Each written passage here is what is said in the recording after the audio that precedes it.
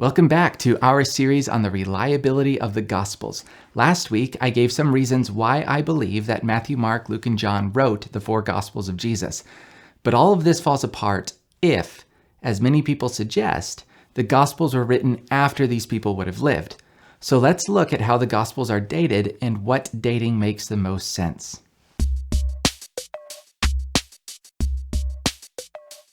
Many will date the Gospels after the destruction of the temple in 70 AD.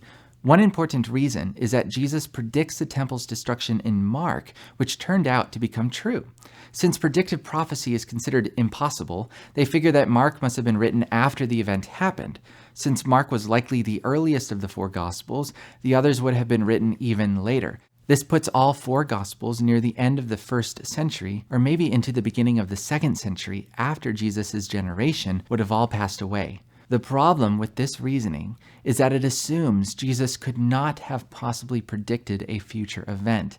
That assumption is yet to be determined based on whether or not the Gospels are reliable sources of Jesus. If they are reliable, then we can trust that Jesus really was sent from God who did miracles, rose from the dead, and had a supernatural insight to predict the temple's destruction. We must be careful not to insert anti-supernatural bias into the Gospels in our attempt to determine whether or not they are true. If we do this, we will inevitably determine that they aren't true before we even begin the investigation. I would agree with many others who advocate for an earlier dating of the Gospels. One important reason is this. The book of Luke was composed by the same author who wrote the book of Acts. Acts tells about the life of Peter, Paul, and the events happening in Jerusalem and the early church. But Acts has a very sudden ending that doesn't sound like a proper way to close a book. It ends as if the author caught up to real time. This is where it gets interesting.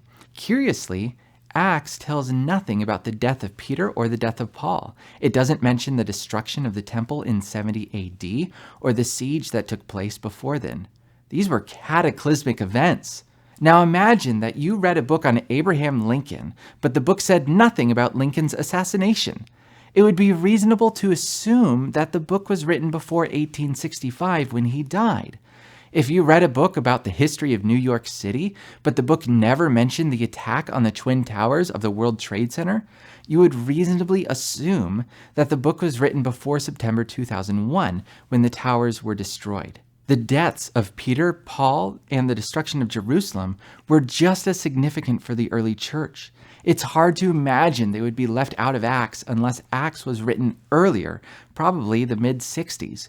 We know the book of Luke was written before Acts, so that places Luke even earlier. Luke appears to have drawn from Mark, placing Mark even earlier than Luke, long before the temple's destruction, well within the time frame of Jesus' generation.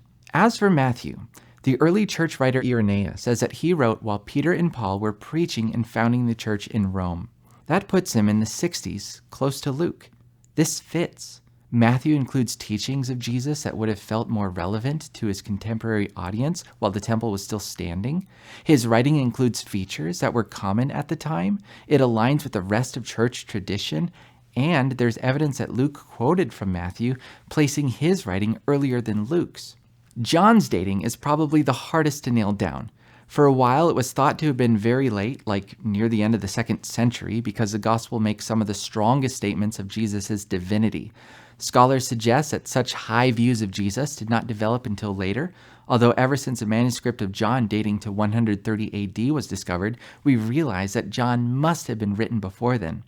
After looking at tradition, linguistic evidence, and historical context, New Testament scholars D.A. Carson and Douglas Moo suggest that John's most likely dating is between 80 and 85 AD, which would have been closer to the end of John's life. With an earlier dating, the authorship of Matthew, Mark, Luke, and John is possible. With the evidence of their authorship that I shared in the previous video, their authorship is probable. Therefore, the Gospels were written by people who would be in a good position to really know about the life of Jesus. However, none of this matters if they never intended to talk about real events in history. So, next week, we will ask if these four individuals were intending to record history when they wrote their Gospels. Obviously, if the Gospels were intended as allegories or inspirational bedtime stories, we wouldn't want to treat them like actual history. So we'll talk about that. Should be good. I'll see you then.